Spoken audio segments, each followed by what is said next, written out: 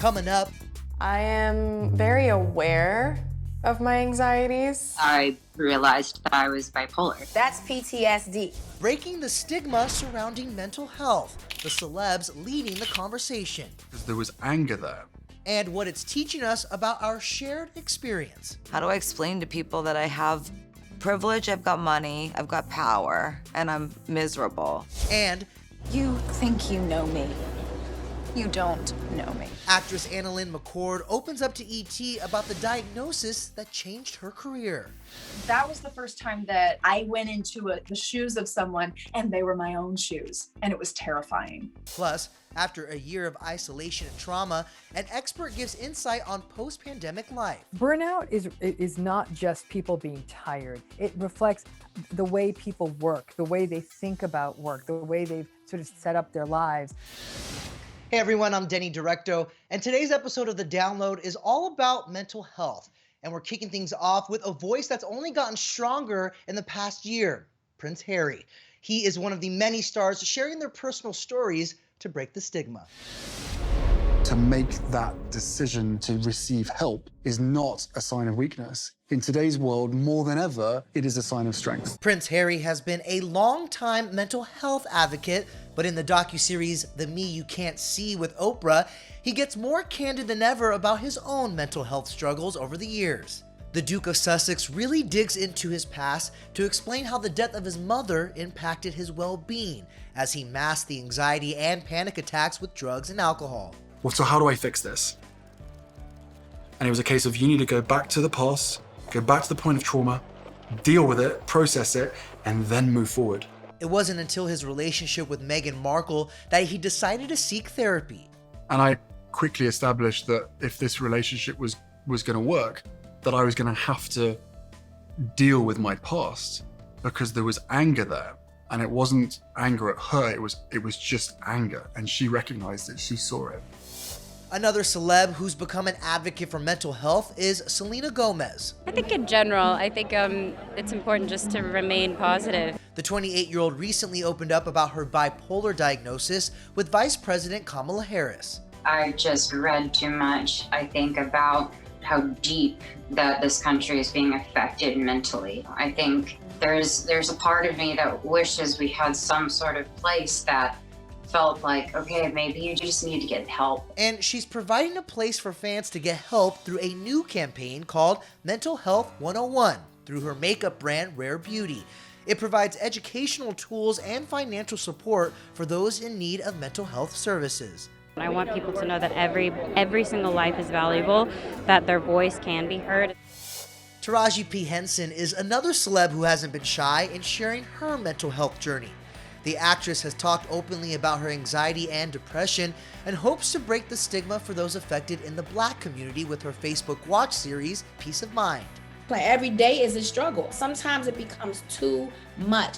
And that is why this show is so important, because when you see someone say that, then you don't feel alone. The series has provided a safe space for guests including Gabrielle Union, Tamar Braxton, and Gabourey Sidibe, who discuss living with an eating disorder. The best tip I can give anyone who's still in the struggle is to be patient with yourself, because one therapy session is not gonna get it.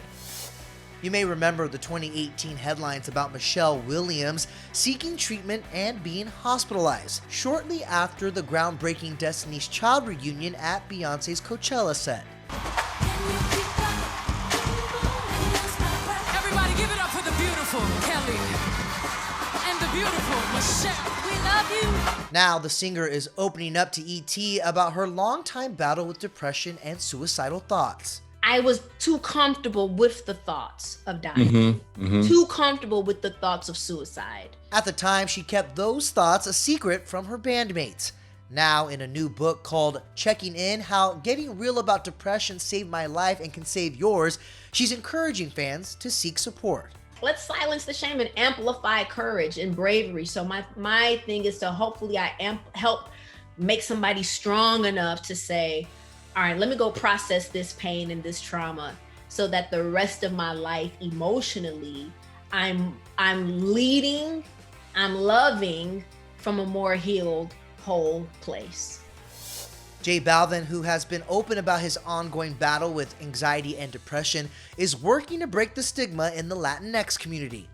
Last year, he opened up to Becky G on her podcast En La Sala. He couldn't make sense of the dread he was feeling, even as his career was taking off. I was just crying for no reason. Didn't want to wake up. Didn't even want to live. Feel like you are outside your body. Balvin spoke to ET about the importance of being open as an international superstar. And I like to talk about mental health because I think it's more normal than we think. And I think right now is it's a good moment to start looking for help. Is that you need to fix some things that are not working in your brain.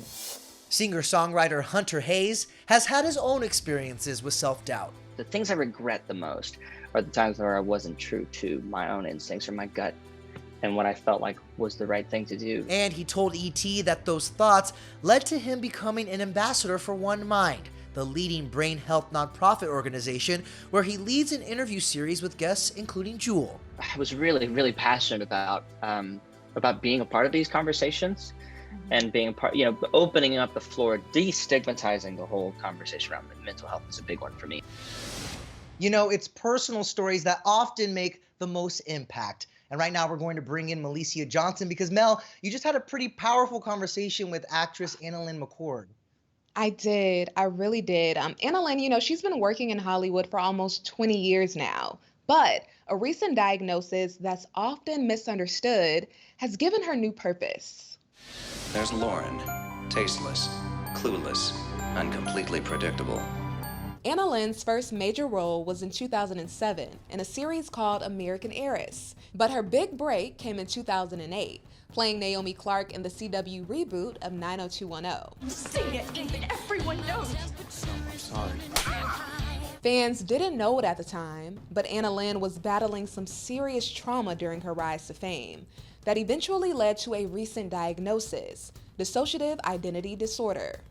Dissociative identity disorder was formerly known as multiple personality disorder. It's formerly known that because that is not what it is. It is actually a fragmentation of the sense of self. So it often is survivors of trauma, who typically severe and often childhood trauma, that end up being sufferers of dissociative identity disorder. For Annalyn, she says that the trauma started in childhood, with years of sexual abuse she later uncovered in therapy. For 10 years, I thought it was my fault. My body actually completely shut everything down and wouldn't let me fight back because I thought that was the only way to cope with abuse. According to the National Alliance on Mental Illness, the condition often develops as a way for people to deal with intensely painful experiences.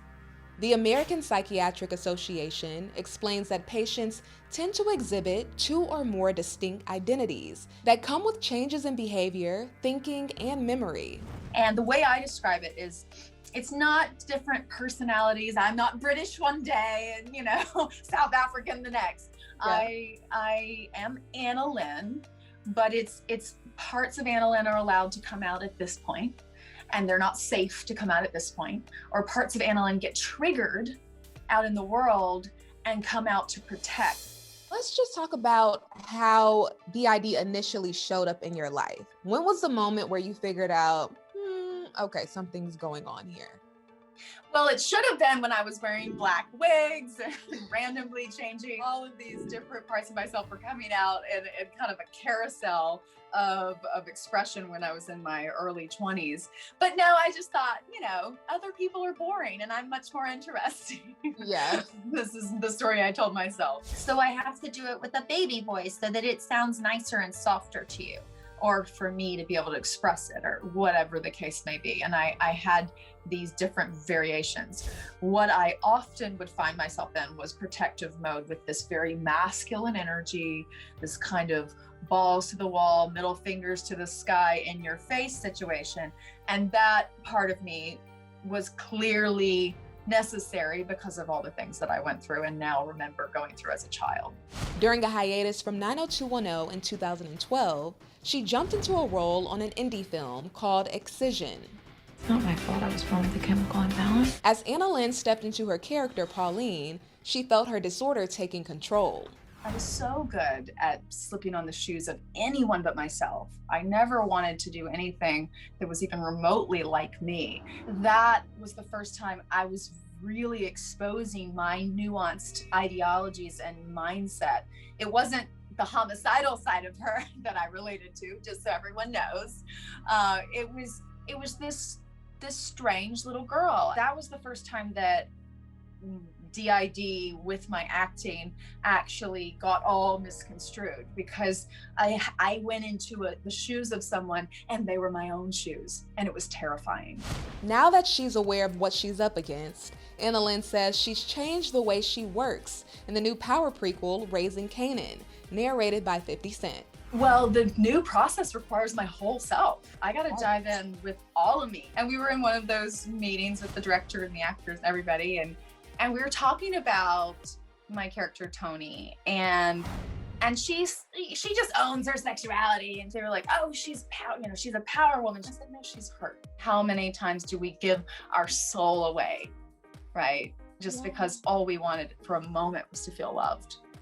And that for me was my life because of all this. And now my whole self knows that my body's a temple, honey.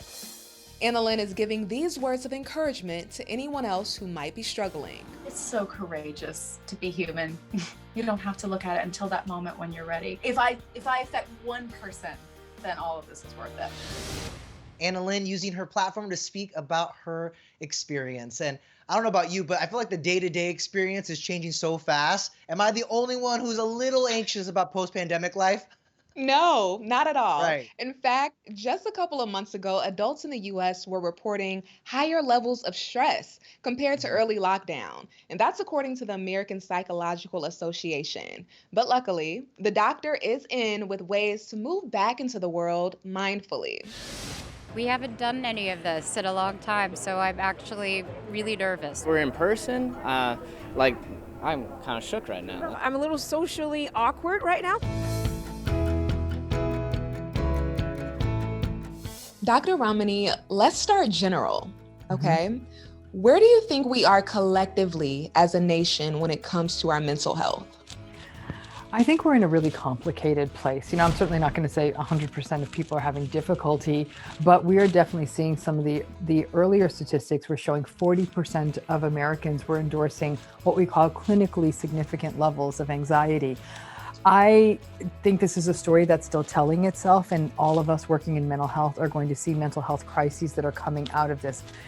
You got to remember, Melissa, this is a time of grief. People lost people they love. They lost identities when they lost jobs. They lost financial security. So there's so much grief.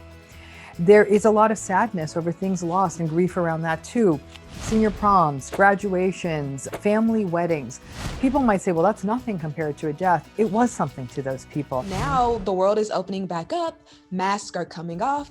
And to be honest, Dr. Romini, I'm still anxious. So talk to us a little bit about the psychology behind that and tips to get back into the world and actually enjoy the freedom we've waited so long to have. We've been taught for over a year now that crowds are dangerous. People without masks are dangerous. Going to restaurants or bars or indoor shopping, dangerous. And now they're saying, not dangerous. Well, the human mind takes a second. Some people are all in, like, I'm thrilled to be back. I've been waiting for this for a long time. And other people are saying, this doesn't feel comfortable. And neither of those answers are wrong. There is some realistic anxiety out there. There are still some unknowns. And I think people have to stop pressuring each other. Yes. And a great way to lift the anxiety is stop putting pressure on yourself. Masks have become so politicized. Vaccinations have become so politicized. They've always been to a certain extent. But relationships with your friends and your family can get complicated because of that. Yes. People want to share their opinions. So what's your advice on how to handle those conversations with your loved ones and to feel confident in your own decisions? I always say the best place for anyone to start is always lead with empathy.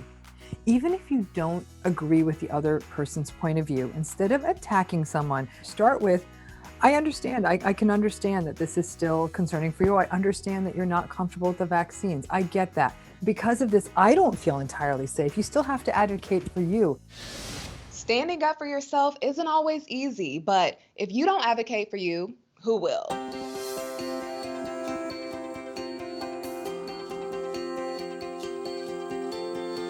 Joy is such an essential part of our lives because it really fuels things like meaning, purpose, and mindfulness. Instead of thinking about making time or making space for joy, I tell people to simply be open to it.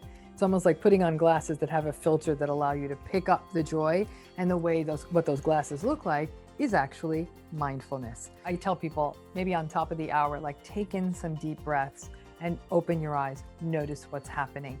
It's really about having your eyes, your mind, and your heart open at various times in the day. Burnout is not just people being tired. It's really sort of a mental exhaustion and fatigue. It's about no longer getting pleasure or enjoyment out of work, out of friendships. As we come out of the pandemic, people are really going to need to take a close, critical look at rest, because there's going to be real shifts in sleep patterns, the ability to nap, and the other new burdens, for example, commuting, that are going to add to fatigue. I think that ultimately, in some ways, a person has to do their own experiment, that, to say, okay, that's fine. Can you, play with this a little bit and maybe keep a journal, and for a week, try to get a more appropriate amount of sleep, anywhere, whatever that would be, 7+ hours, and see what your productivity and your disposition and how you get through the world. When we're talking about self-care, sleep is number one. And we talked to a few celebs on Staying Centered. Here's what they said. Focusing on my self-care, adding new skincare stuff, working out a lot more. It's gratitude journaling, it's meditating, it's self-love. That's what it is. If you just take the time to be grateful and ground yourself for the things that you have and your health, and you really realize that it's okay. Many celebs are taking control of their mental health through self-care routines and good habits, including Haley Kiyoko. Nature is a huge thing. I think if I'm on my computer or my phone too much, going for a walk, trying to find the sun, getting some vitamin D, journaling. Meanwhile, model Ashley Graham is using her voice to shine a light on her own ways of self-care. The proud mama has found that positive self-affirmations have had a huge impact on her mental health. And I think that starting therapy, starting self-affirmations, writing down your thoughts and feelings in a journal, I think that's really what's going to help you get out of your head. Similar to Ashley, late-night host Lily Singh is relying on herself to take back control of her mental state, including cutting out social media. That I've learned a lot of the reasons I'm ever upset or stressed is because I'm giving my control away to something. More often than not, it's social media. And so I've tried to just create some balance in my life between myself and the things that have previously consumed me. So, I don't have social media on my phone anymore. I try to really talk to myself before I go to bed. Vanderpump Rules star Ariana Madix has been very open about her bouts with depression on the show. I think I need to be medicated. Are you depressed? Is that how you're feeling? I have been for a very long time. The reality star has found going to therapy helps her maintain a healthy mind. Sometimes people will ask me, how did you get through, or how do you, and I can't recommend therapy enough. That is the biggest thing, is every week having that check-in and having that conversation. For singer Mickey Guyton, finding her place in country music as a Black artist has been a struggle, and something she's opened up about in her own music. You should try to be black like me. Over the past year, the singer has also found a sense of connection within the Black Lives Matter movement. And Mickey told ET how she takes care of her mental health while confronting those real-life experiences.